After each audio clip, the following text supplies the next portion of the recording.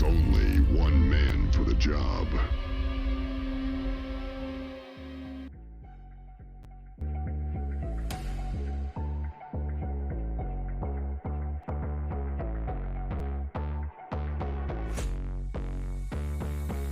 Oh yeah, welcome to another episode of Word to the Wise podcast.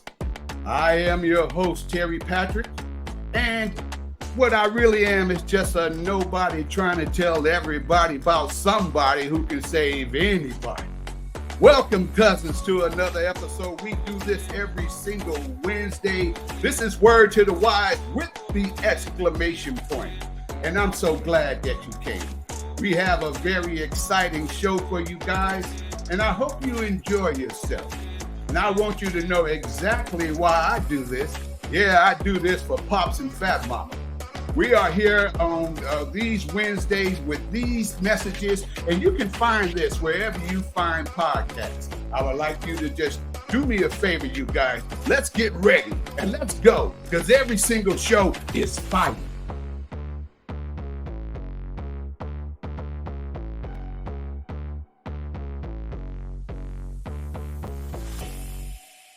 Oh, yes. Thank you, guys. I really appreciate each and every last one of you.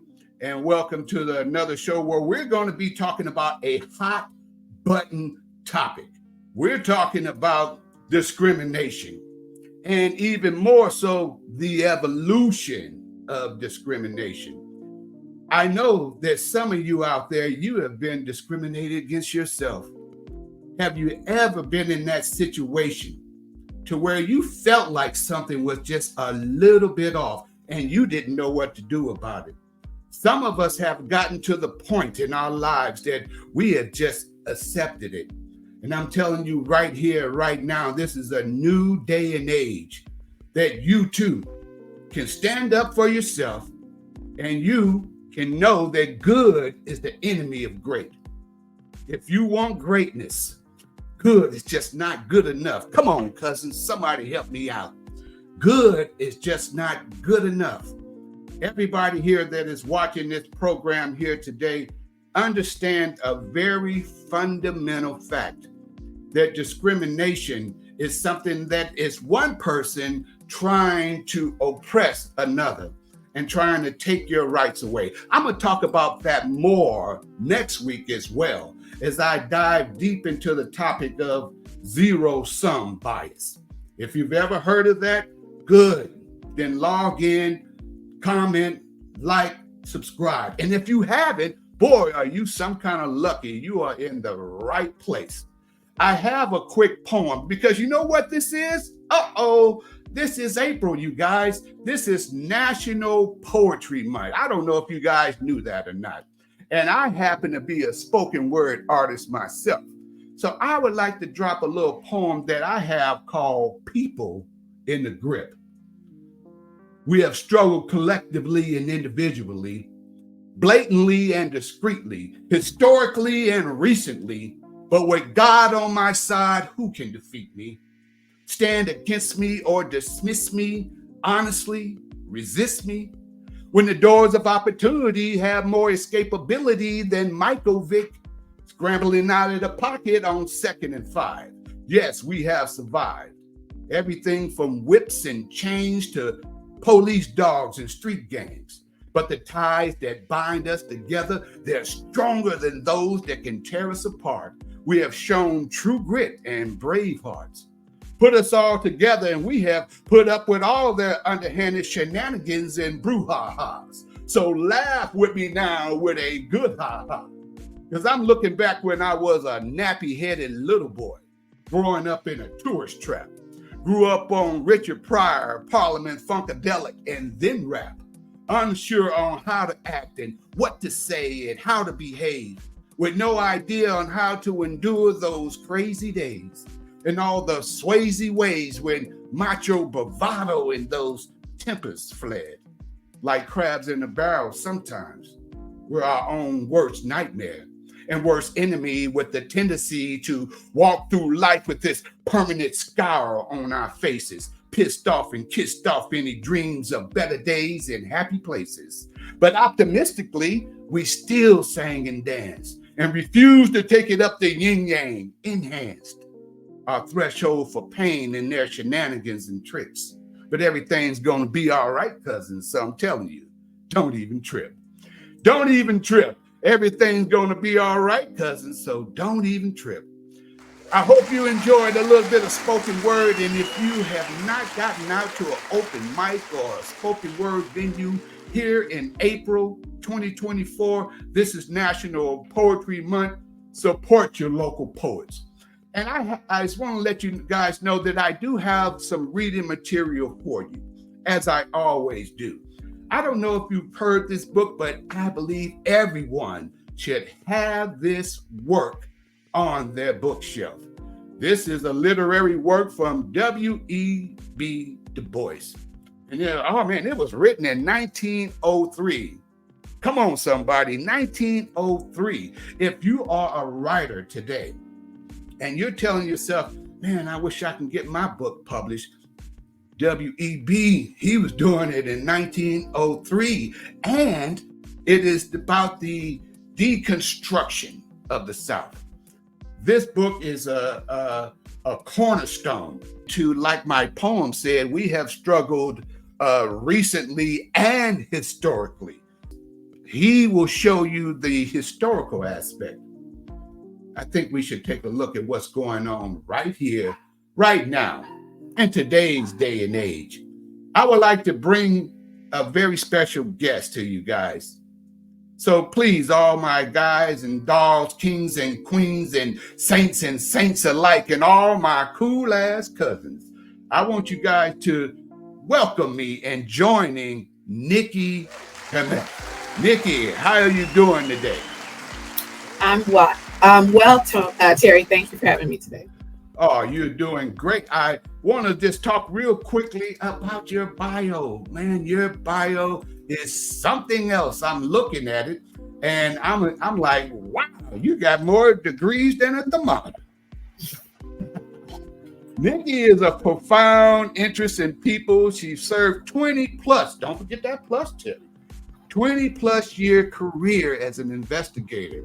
And she's also worked on the city level, county level, and the state levels.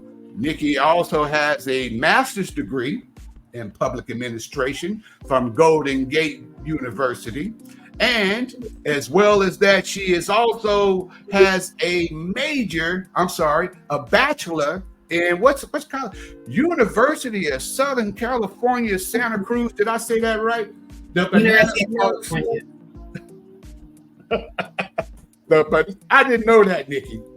I did not know that was the school mascot. What's a banana slug? You know what? It's very interesting. It's like a slug, a regular slug, but it's bright yellow. I kid you not. And I'm going to give you a little tidbit, Terry. If you take a look at any Quentin Tarantino movie, at some point in the movie, the banana slug is going to make an appearance. He went to Santa Cruz. I'm not sure if he has, I don't know exactly what his connection is, but there's always a t-shirt or something with a banana slug on it in many of his movies. You know what? I think I did see that in Pulp Fiction. I'm not sure if John Travolta or Samuel L. Jackson was wearing it when, they came over to his house after... and the wife, the Bonnie situation. Am I right? The Bonnie situation. I'm telling you that it makes an appearance at some point in most of his movies. And I was there for 4 years and didn't see a banana slug until my very last week at the university. And they get big. Really? That's fascinating stuff. Fascinating stuff.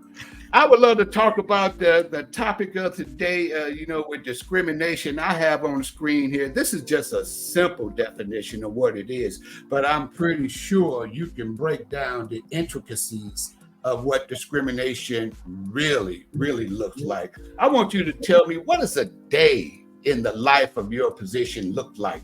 Give us a glimpse, Nikki, on what does a good day and a bad day look like.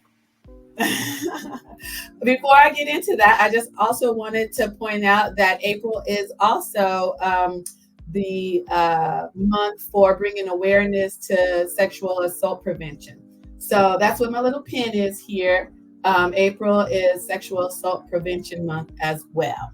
So that's what I was doing a little bit earlier before we met today, was doing some tabling and outreach around sexual assault prevention. That is good education. Thank you. That gives you a teeny bit of what it is that I do for my job. I'm an equity investigator in higher education. And for the most part, my days are filled with writing reports, because that's what I do as an investigator. My reports go to the final decision makers, and they make the final finding on whatever the complaint is. So in addition to writing reports, I spend another big chunk of my time conducting interviews with the parties that are involved. That would be the person who's filing the complaint, the person who is accused of the prohibited conduct, any witnesses, or other folks that have information that would benefit my investigation. I spend a lot of time researching subjects and gathering documentary evidence, kind of like independent evidence that I can find that has relevant information to the allegations that does not come from the parties involved. So it's independent and it's something that exists. It's factual information. So I spend a lot of time collecting that kind of stuff. I do a lot of trainings that I attend because I need to stay up. Oh, you're talking my wheelhouse now. You're in my wheelhouse. Right. So in the work that I do, I need to stay up top of relevant legislation and legal requirements. So I spend a nice chunk of my time going to various trainings.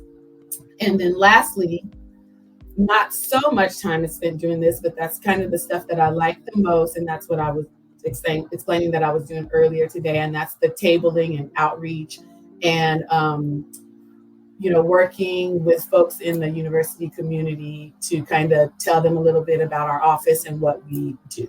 So that's pretty much, what my day on any given day could include any of those things. Wow, that's a big day. That is a big day. And I'm glad that we got somebody like you out there, looking out for the little guy, looking out for those who need their rights protected. Yes, thank you, Nikki.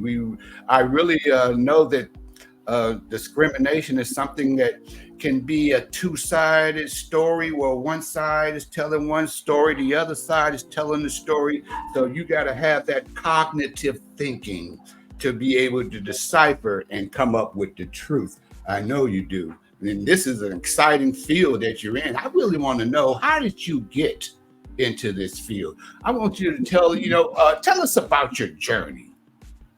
Well, Terry, it was completely by accident that I got into this field.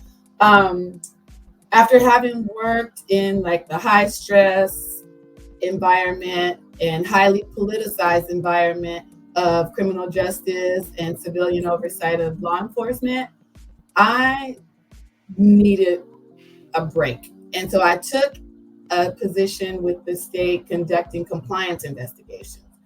And that's very simple, not so politicized, not super stressful. And I did that for a little while, but guess what? I got bored. So I started looking for something else. And I really missed that feeling that I get from helping folks who are struggling and trying to navigate these huge, systems in our communities and feeling, discriminated against, hurt, not understood, feeling like a small person in these big systems. And so I wanted to get back to helping folks during the time that they need someone most.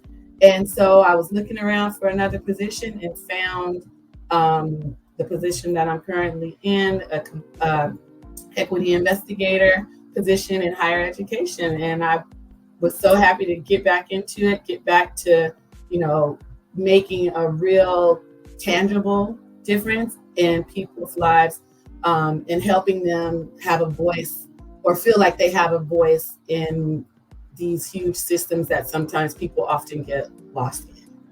And Sometimes so, huge systems have big companies behind them, don't they? yeah, companies, governments, they have all kinds of, stakeholders, internal and external stakeholders. And so as an investigator, particularly as a complaint investigator, part of what I do is look into complaints that folks have filed against, in my current case, it would be either against university officials or colleagues or fellow students. In my prior work, it would be complaints filed against the police. And so the work that I do really gives people the feeling that somebody is at least listening, even if the outcome doesn't end up the way that, that they wanted it to.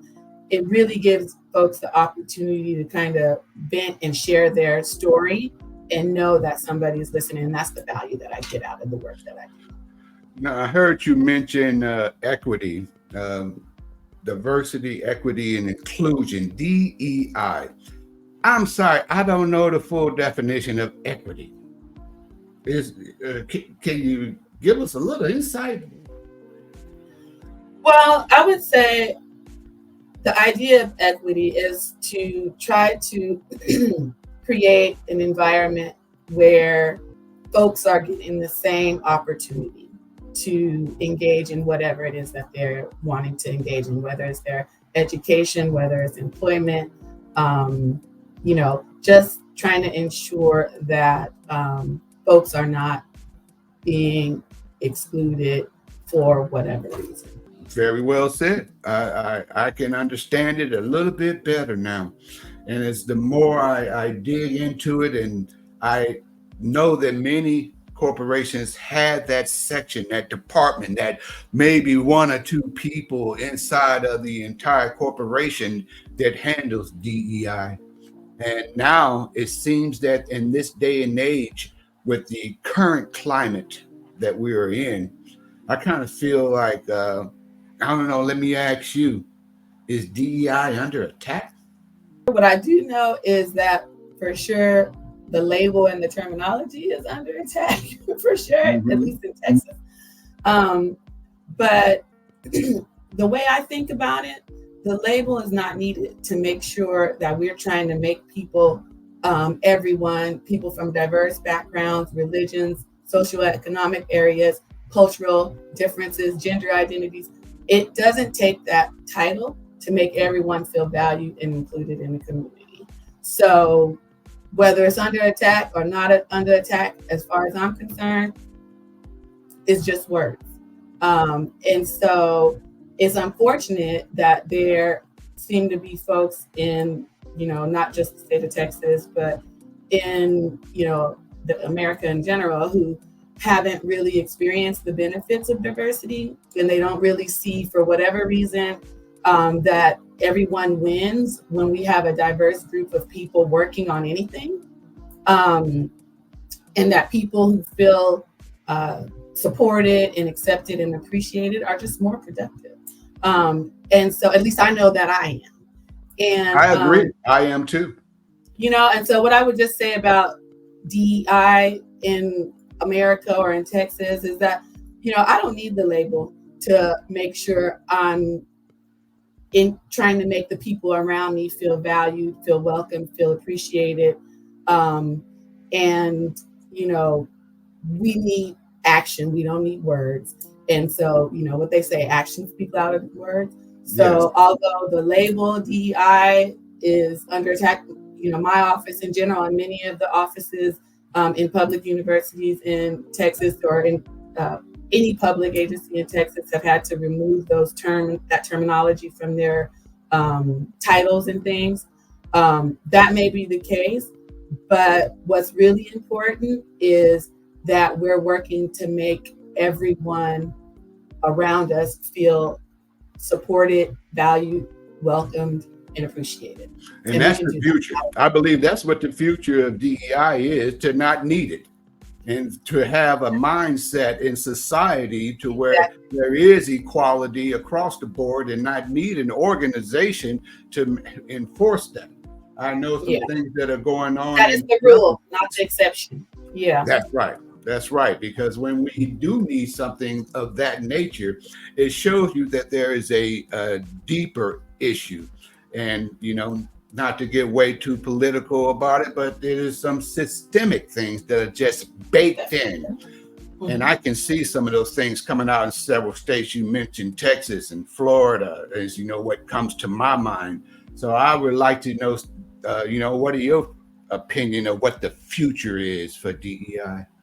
Well, I'm thinking the position that minority folks are able to reach and the success that they've attained. And what part of the issue is that progress is, because there's been so much progress, I think it's hard for folks to realize that we're not quite where we need to be yet.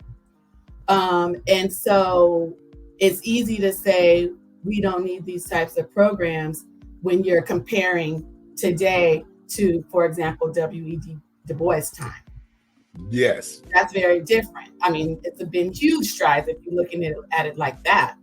But if you compare where we are right now to where, ideally, if we were perfect, we still got a ways to go. And so I think that it's easy to say and remove specialized programs, like you said, because the idea is that, the goal is that when we've reached our goal, we theoretically don't need those anymore. Mm-hmm. And I think that since we've made so much progress in other areas, that we've got some folks thinking that the work is done, and it may be in some places, but not in other places. Yeah, improvement don't mean it's finished. Just because we made improvements, we still got a ways to go. It's a different type of measuring stick. Mm-hmm. What I want to tell you guys, cousins, is we live in a selfish society. Yes, we do. To where some people feel that if you win, I lose. If you get voting right, then that's my vote may not count. If you have the opportunity in leadership development where you get leader of the month or what have you, then that must mean I suck. It is not that zero sum. It is not a absolute. I think there is enough to go around for everyone, and we can share. But when you have selfish people who don't want to share, that's when that discrimination comes up, because they feel that I can make myself a little bit taller if I stand on top of somebody else. If I belittle you, that rises me up. But guess what? They got a watchdog out there.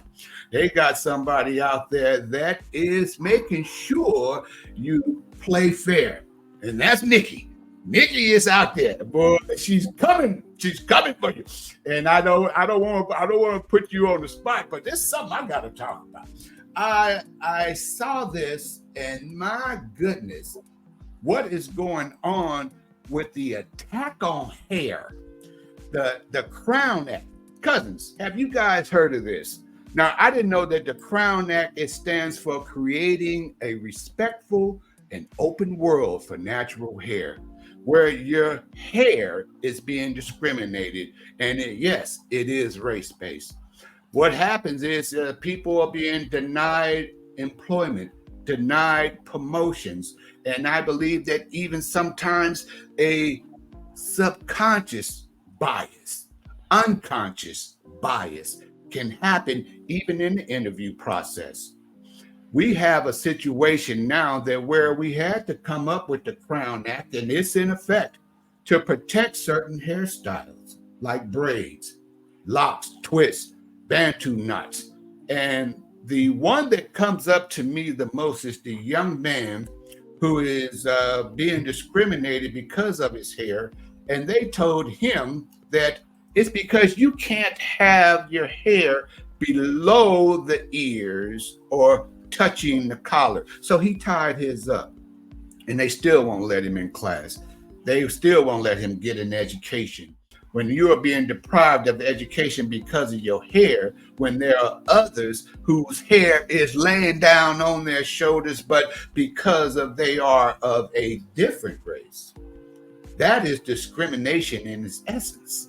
So the Crown Act, if you haven't heard about, follow it, hashtag it in the post, see what comes up. And I want to know your opinions, cousins. Drop it in the comments section. And I want to hear what you know about it and how do you feel about it. Like the young man who was wrestling.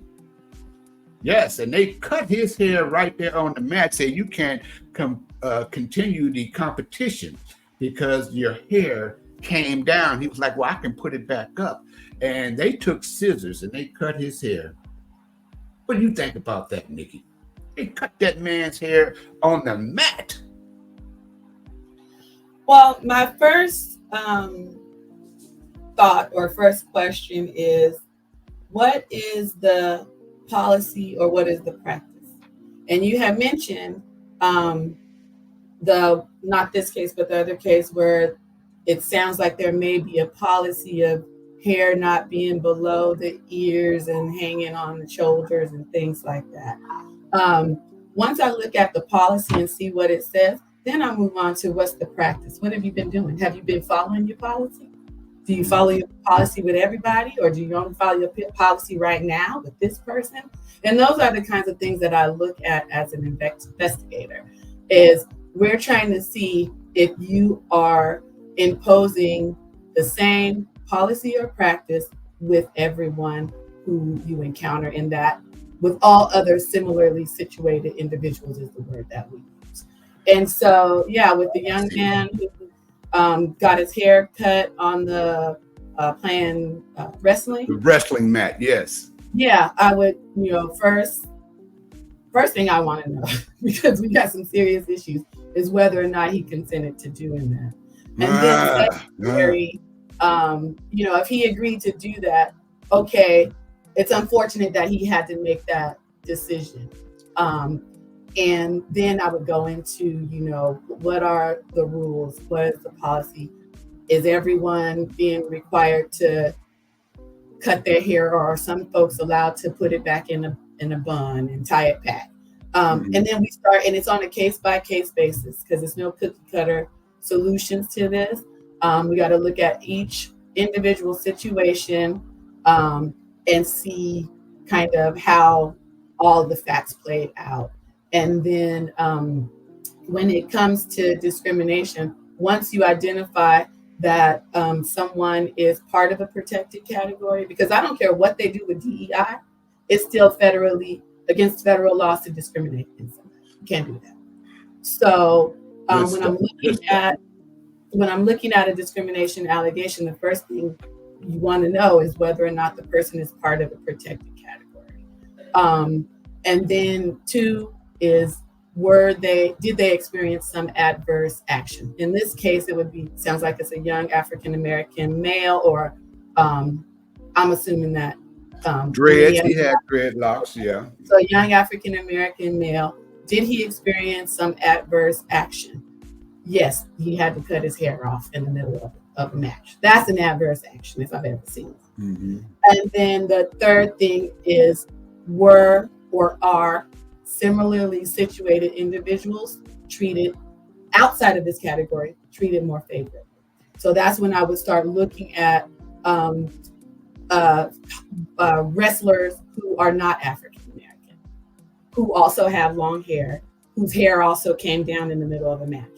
How did you treat those individuals? Right. And if we find that they treated those people more favorably, for example, they were not required to cut their hair off in the middle of the match, then we might have a problem.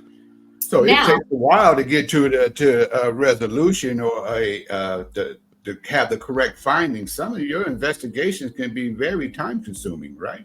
Some of them, this one seems like a pretty clear-cut kind of situation. I wish yeah, because in the meantime, nobody's wrestling.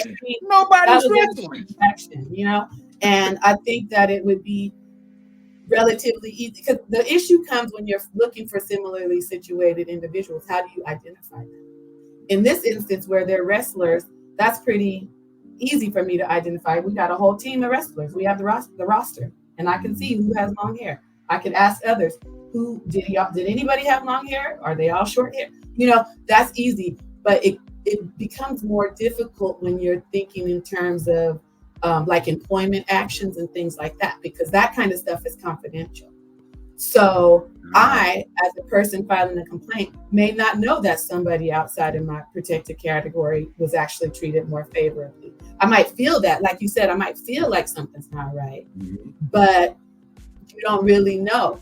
Sometimes you have a colleague who says, yeah, that happened. I did the same thing and they didn't fire me for it. But sometimes you don't. So then I have to go into things where I'm looking at those independent documents and evidence, pulling employment records to see, how many folks who've been terminated are, in the protected category, outside the protected category, all that kind of stuff. So it can get really time consuming, like you said.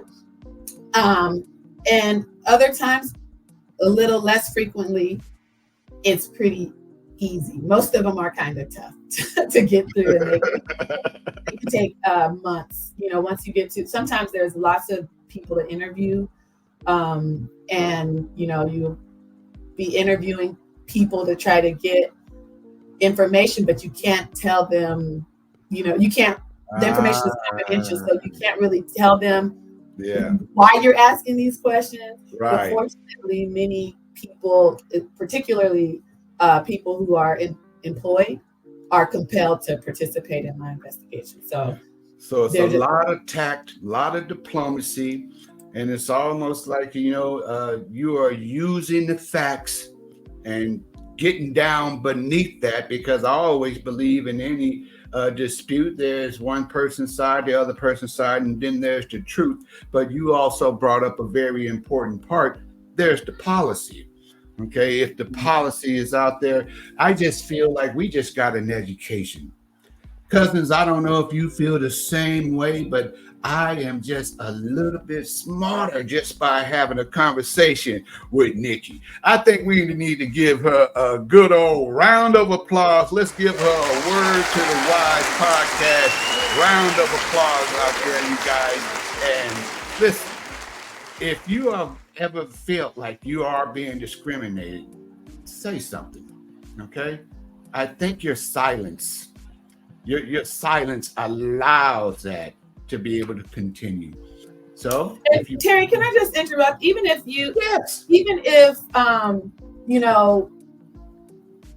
the situation doesn't rise to the level of discrimination, it is important to express how you're feeling, because sometimes, people can be put on notice, and that's not acceptable. And then, you move on. Sometimes it can be people that don't even realize something that they're saying is offensive. So definitely, address. I would encourage the cousins to, and anybody to try to address that, whatever concern you have with the person that you have it with, and within your, with your colleague, with your supervisor or whatever, because it might be something that can be resolved on that level. And if that doesn't work, then of course you utilize your resources, such as filing complaints and things like that. But it's not always. It can be just unfair. Unfair is a problem too, right? Well, unfair is not a problem that I deal with, because I only deal with discrimination.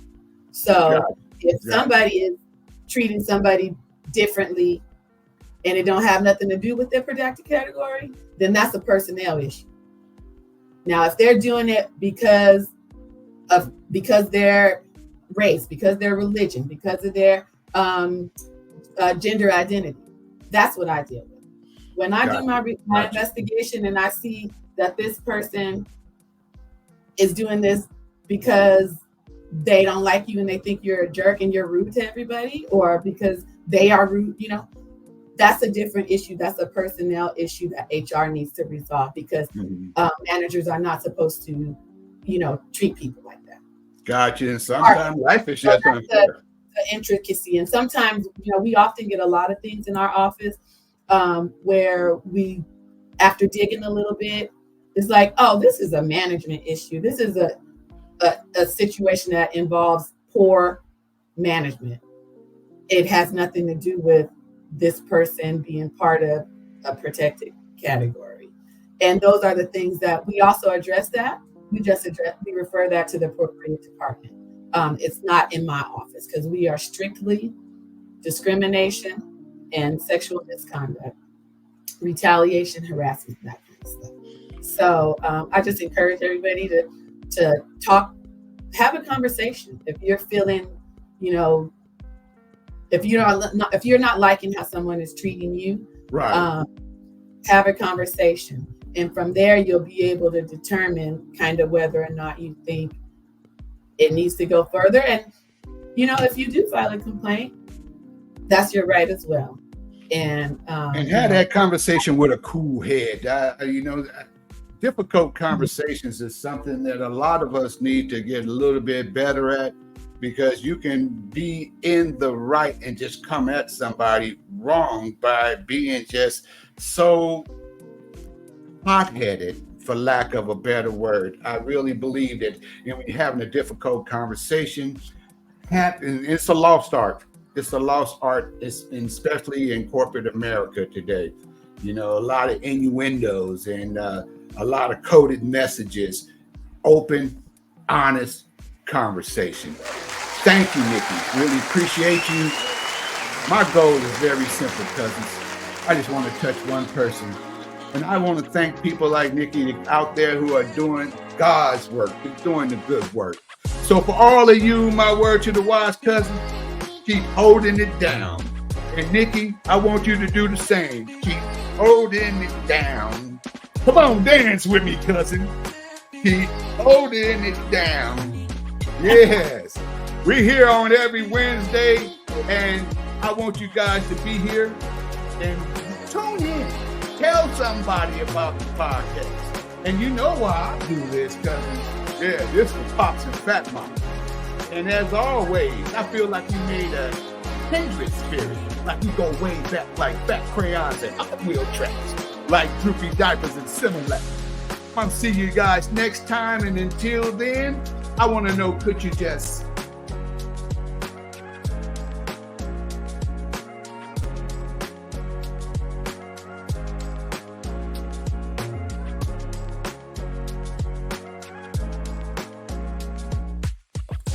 I hope you like the podcast and you really like the podcast.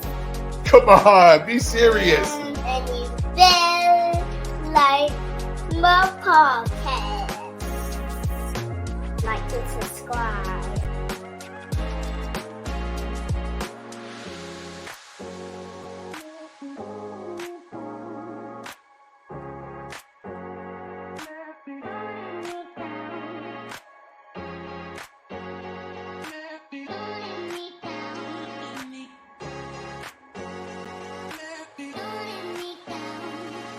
Bye, cousins.